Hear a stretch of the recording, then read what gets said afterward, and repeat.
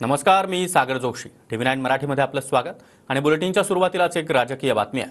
रामराजे नाईक निंबाळकर आणि अजित पवार यांच्यामध्ये 2 दिवसात बैठक होणार असल्याची माहिती सूत्रांनी दिली आहे. रामराजे नाईक निंबाळकरांसोबत अजित पवार चर्चा करणार असल्याची माहिती देखील मिळते आहे. मी अजून अजित पवार यांच्यासोबत आहे असं वक्तव्य रामराजे निंबाळकर यांनी जाहीर सभेत केलं होतं. मात्र आता रामराजे निंबाळकरांच्या वादामध्ये अजित पवार मध्यस्थी करणार असल्याची माहिती मिळते आहे. रामराजे यांच्यासाठी अजित पवार भाजपच्या वरिष्ठ नेत्यांशी बोलणार आहेत अशी माहिती देखील मिळते.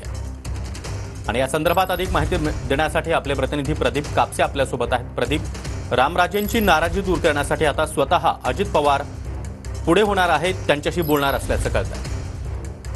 सागराची बरोबर आहे. खरं आपल्याला माहिती आहे की 2 दिवसांपासून चर्चा होती ते म्हणजे रामराजे नाईक निंबाळकर जे आहेत ते तुतारीच्या म्हणजे शरद पवार गटाच्या वाटेवरती आहेत. मात्र काल जाहीर सभेमध्ये सुद्धा रामराजे नाईक निंबाळकरांनी भाजपमधल्या खरं तर स्थानिक नेत्यांविषयी नाराजी जी आहे ती व्यक्त केलेली होती. तर कदाचित हा वाद सोडवला नाही तर मग मात्र आम्हाला वेगळा निर्णय घ्यावा लागेल अशा पद्धतीने सुद्धा वक्तव्य रामराजे नाईक निंबाळकरांनी केलेलं होतं. मात्र आता स्वतः अजित पवार आणि रामराजे नाईक निंबाळकर यांच्यामध्ये 2 दिवसांमध्ये बैठक होणार असल्याची माहिती सूत्रांकडून मिळते. स्वतः अजित पवार हे रामराजे नाईक निंबाळकरांची चर्चा करणार आहेत. रामराजे नाईक निंबाळकरांनी वक्तव्य केलेलं होतं की मी अजूनही अजित पवारांसोबत आहे, मात्र कार्यकर्त्यांच्या मागणीचा विचार करता वेगळा निर्णय घ्यावा लागेल. मात्र रणजित निंबाळकर आणि खरं तर रामराजे नाईक निंबाळकर यांच्या वादामध्ये सुद्धा अजित पवार मध्यस्थी करणार असल्याची माहिती मिळते. भाजपच्या सुद्धा वरिष्ठ नेत्यांशी चर्चा जी आहे ती अजित पवारांकडून केली जाईल अशा पद्धतीने सुद्धा माहिती मिळते.